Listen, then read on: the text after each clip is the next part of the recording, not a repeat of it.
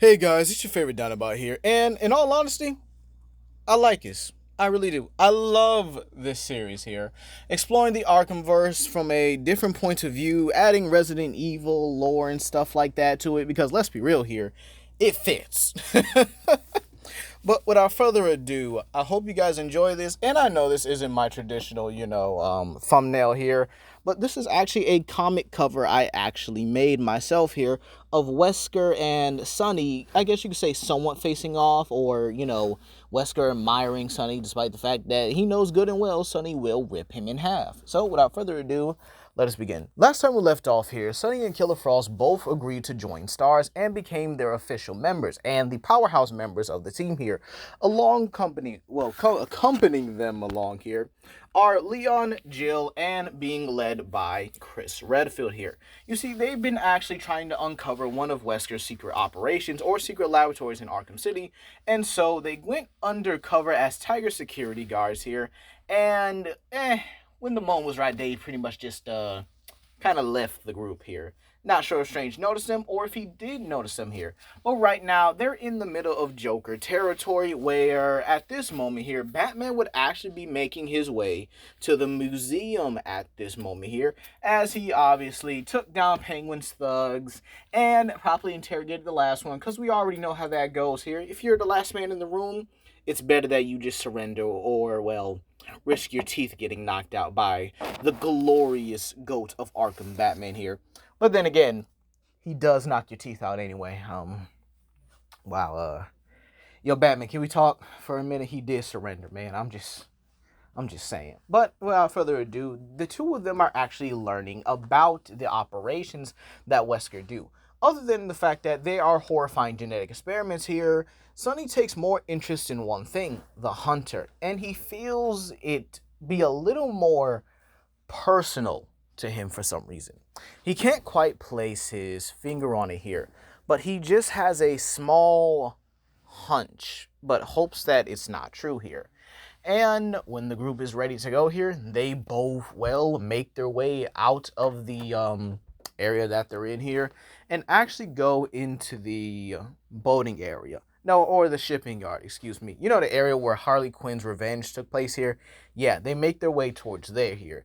And so, without even needing an access code, Sonny is actually able to use his strength to lift open the door and having the others crawl through. However, he's a little too big right now, and with all his strength pretty much holding up that door here, it does lock him out here. But luckily, Killer Frost and, is with Jill, Leon, and Chris there. So for right now, Sonny says he's actually going to investigate what's happening with Batman at the moment, as he does feel like his father figure is going to need some help.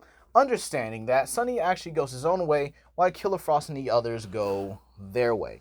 So with that being said, what does Sonny actually do? Well, he follows Batman's scent, and he actually begins to overhear some of the chatter going along with the inmates that Batman was just captured by Joker. He had been, I guess you could say, poisoned, if you will, here. And then the sheer fact that Joker is sick, he's dying, and that Batman's helping him. Understanding that his father figure would do anything to save the Joker, but then again, would he really save the Joker from his own poisoning? Unless that's the reason why he was poisoned in the first place. Quite interesting, isn't it? So Sonny begins to follow Batman's scent. However, as he does this here, he actually hears the Riddler announcing his presence at the church here. Understanding that Riddler is one of Batman's more time-consuming villains here, he decides to make his way towards the church. This is where he actually is, well, talking to Riddler instead of Batman here. And Riddler is a bit taken aback at first here. What the heck? Why are you here? To which he says, don't worry about it. Batman's a little busy at the moment. So, yeah, I'll be taking care of you. To which Riddler says, you think you're smarter than me? Okay, then how about you answer this first riddle then? To which Sonny looks just massively unimpressed here, and then begins to, I guess you could say, mark the piano here. And so Riddler has no other choice but to accept the sheer fact that, well, Sonny actually got this right. Into which he says once he finds him, he's going to break his legs. And that he hopes that that's all he does to him. And so, with that being said, Riddler has no other choice but to actually give the hostages location here. And so, this is where we actually get to see a montage of Sonny actually rescuing all of Riddler's hostages, one by one by one here. And so, as he does it, he does even begin to solve the other Riddlers as well, but instead of actually utilizing the Enigma machine here, to which I don't think he would try to do here, I would actually say he utilizes his own intelligence here, and utilizing his beast-like senses, he's able to actually sniff out Riddler once he enters Penguin's territory, finding anyone who's actually met Riddler, and then obviously interrogating them all, and then triangulating his location. Keep in mind where Riddler is here. Sonny would actually be able to not only scale down, but be able to scale on the ceiling. I don't think it should be impossible for a Deathclaw to climb the ceiling, but I think it would be terrifying regardless here. So, not only does Sonny enter the room here, but he does it in such a way that Riddler does not notice him. Not even on cameras, not even hearing the door open. It would be terrifying to honestly see it, though. And so, before Riddler can say anything here, he is promptly snatched through the floor. And well, with that being said here, Sonny is a beast of his word. A manly beast of his word here. And so, he grabs Riddler's legs and breaks them. Yeah, he does it. And he does it one at a time, too. Just to kind of cement the point that, you're annoying, dude. So, the results of him being so annoying were him breaking his legs. I know, so dark, so scary. Batman would never do such a thing to Riddler, right?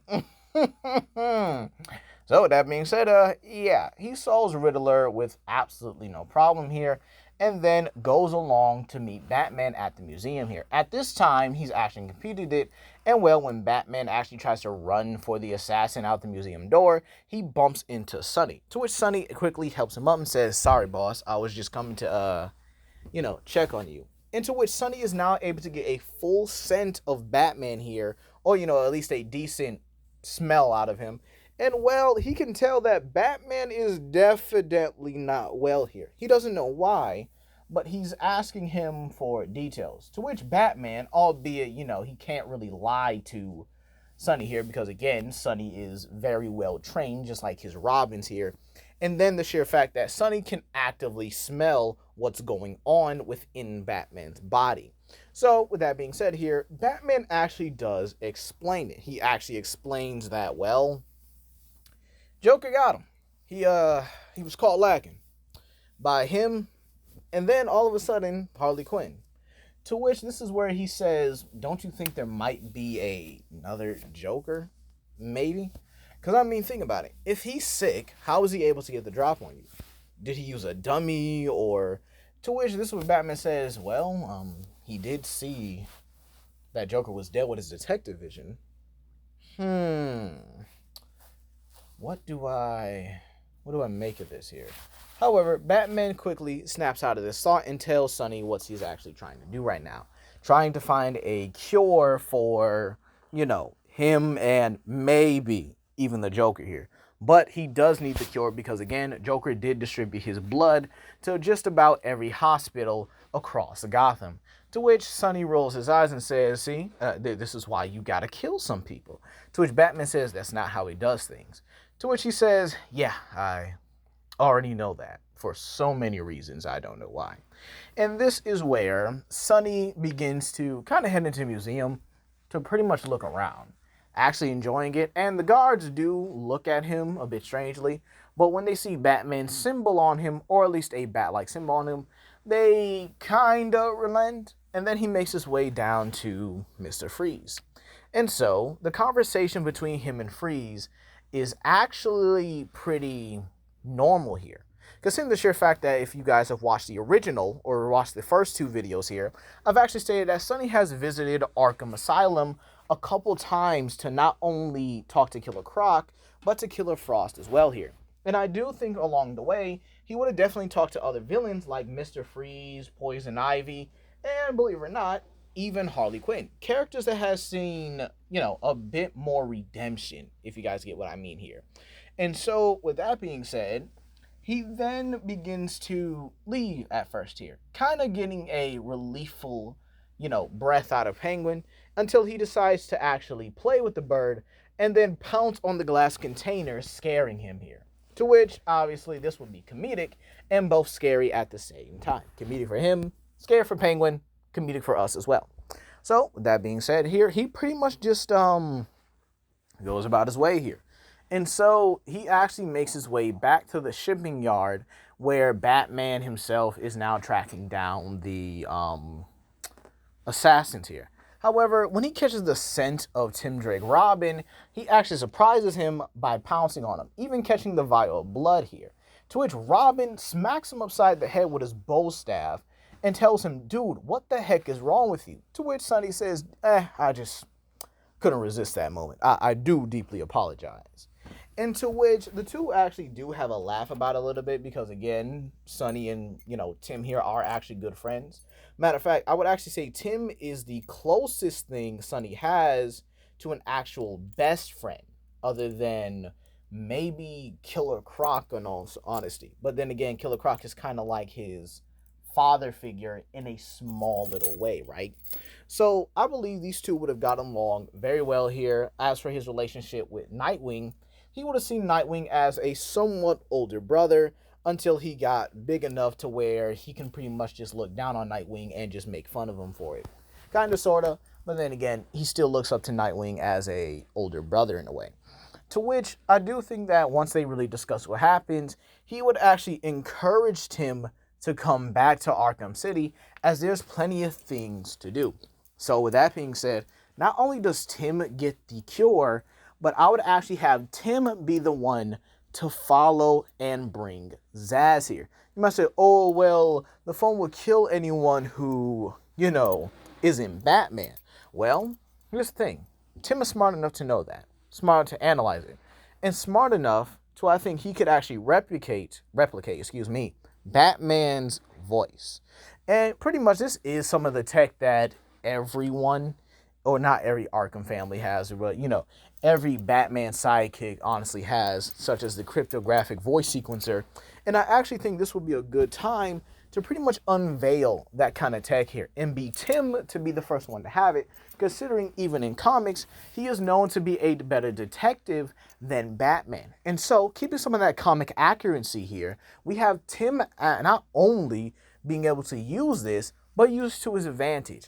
And so, he's able to do this and does this to Zsasz over and over and over again, being able to easily play the part of Batman as, again, one of the few best Robins that actually knows Batman decently well. I think probably even better than most of the other Robins, let's be kind of honest here. He's actually able to get Batman down to a T.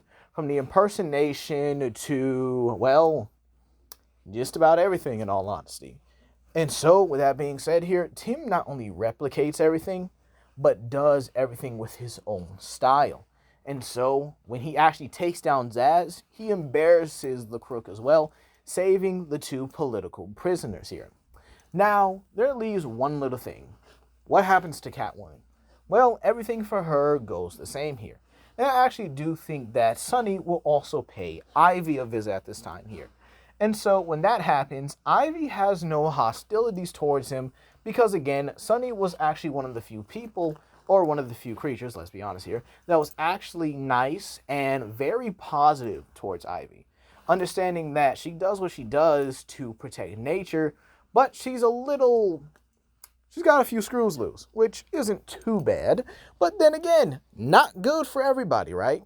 So, with that being said here, not only does he pretty much ask Ivy what's really going on with, Wesker, Ivy is actually able to use her plants that are even in the laboratory to actually see what's going on.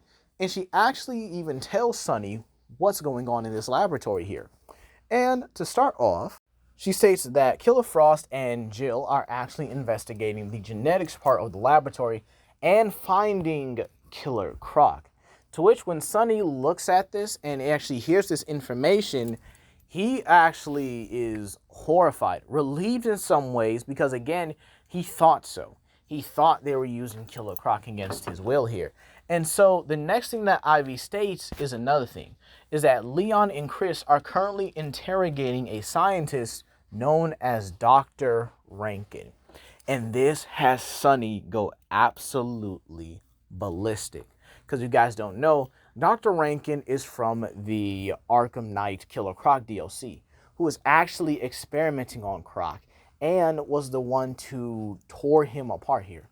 And just a side note, Batman should have just let him, have him. Because again, that's what Nightwing would have did. But like, look, I just wasn't here, bro. We could just say that, Rankin accidentally fell into a grinder, and you can slip away, man. I'm just saying, man. So you can have him. And so with that being said here, what does Sonny do after this? And I would actually say this makes him lose his absolute mind. He wanted Rankin to die so badly, and now not only did he have Killer Croc in the same laboratory he was, he originally was here in some ways, but he was using him again for his own twisted purposes, or using him for profit once again. So, with every ounce of fear he has, he tells Ivy thank you. And so, when he leaves, he makes his way right through Joker's territory. There is no thought in his eyes. There are no emotions here except for pure, utter rage. He tears through him, limb from limb. He tears through the soldiers and thugs, limb from limb here. And this rampage is just absolutely haunting, to the point where they even report this to Joker, and Joker just simply tells them, run. Don't engage. Get the heck out of his way. And so when that happens and he makes his way towards the shipping yard front entrance, he actually bulldozes through it like a rampaging triceratops. I can't even say a bull, because again, a bull does not justify the level of rage that is going on here. He tears through that door like a triceratops, ramming straight through it here, and not only following Chris and Leon's scent, but just making his way towards it here. He sets off alarms everywhere. And so this releases soldiers, or tyrants, I should say here. And this also releases hunters here. Seeing the hunters and tyrants simply try to make their way towards them here, it's nothing. Absolutely nothing. He tears through them like a hot knife through butter. Guts splattered everywhere. The black ooze that normally inhabits their body just spraying the walls here. He makes his way through them like they are absolutely nothing. And so this is where another thing is happening. Wesker is watching this from his room, or from his operations room. And he looks at this with utter joy, utter satisfaction even, as he sees Sonny as perfect. The perfect combination of genetics and weaponry. A perfected creature that could serve him, serve his cause in every whim. And he wants to have him in every single way. No diddy on that one. I just realized what I said. No diddy. So, Sonny makes his way through. And so when he finds Chris and Leon, they both are pointing guns at the door. And when they see it's him, they stand down. However, Rankin is horrified. He is, horrified in such a way, it looks like he might die of a heart attack. And so Sonny pushes both Leon and Chris out the way and simply extends his claws towards Rankin, telling him he's been waiting for this for his whole life. However, before he does, or before he can even slash right down here, Chris stops him, saying that they just need a little bit more information out of him. Please. They need this. They desperately need this here. And so Sonny, albeit he is enraged, he is many things, but he is not unreasonable. And so, honoring his new partnership or his new boss, he relents for a little bit. But he says, once he's done, he's mine. To which Chris says, completely understand. Just give us a couple minutes here. And maybe make your way towards the genetics lab, because he's not sure what's happening down there. To which Sonny does, and when he leaves here, Leon actually lets out a breath of relief here, saying that, well, so, that's what it's like when he's angry. To which Chris says that is going to be very useful in the future. So with that being said, they begin to interrogate a now much more willing to comply Dr. Rankin, saying that if, he plays his cards right, they won't give him to Sonny for a justifiable crash out. And so with that being said, Sonny makes his way to the genetics lab here, where he sees Killer Frost and Jill Valentine standing over dead and frozen tyrants, hunters, and I forgot what those other ones were. Those mutated fly people, which I just keep saying, what the heck is this place, But anywho, with that being said here, he sees that Killer Croc is also out of his genetics chamber. And not only do they both run to each other, they hug each other in a father and son embrace here. And so the two of them both kind of, I guess you could say, reconcile. And while Killer Croc is not good here, he is not bad here. He's not a bad person, if you say here. And so I think it would actually be nice if the two of them actually do head out of the, the shipping yard here. Or basically, he takes Croc to the shipping yard's more boating area where there's water. And this is where, while Jill is a bit uneasy about this here, Sonny says Croc won't be a problem to anybody. And with that being said, Croc dives into the water, escaping Arkham City here on a much more happier note. However, Sonny and the rest of them both return to Dr. Rankin, to which Chris says, he's all yours. To which Rankin says, no, you promised me you wouldn't. You promised me you wouldn't give me to him. To which says, yeah, after all the stuff you pulled, experimenting on him when he was just a kid, experimenting on innocent people. Yeah, Sonny, why don't you have your fun here real quick? We'll give you some privacy. And so, while everyone's pretty much chatting, Rankin's screams could be heard here.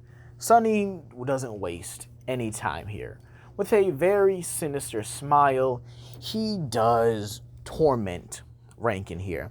He uses his claws to lacerate him, rip everything apart from him here. But he does it in such a way that Rankin is able to feel it over and over and over again. And so, once it's done, Rankin is nothing more than a mauled piece of meat. And with that being said here, Sonny is absolutely happy that he finally got to vent his frustration, his rage, and finally got to take out the person who's haunted him for so long of his youth. And so, with that being said here, the group does set off looking for Wesker into the more deeper areas of the laboratory. However, little do they know, Wesker has a surprise waiting for them in the, I guess you could say the, I think it's like it's a weird hallway-like area here. And so, this is where Wesker says to a very particular, or a very familiar face to them, Nemesis Hunt. And that's where we're going to be leaving it off today. You guys, please comment down below, like and subscribe and share it with your friends. This is Legendary Grimlock, and you guys have a blessed day. Peace.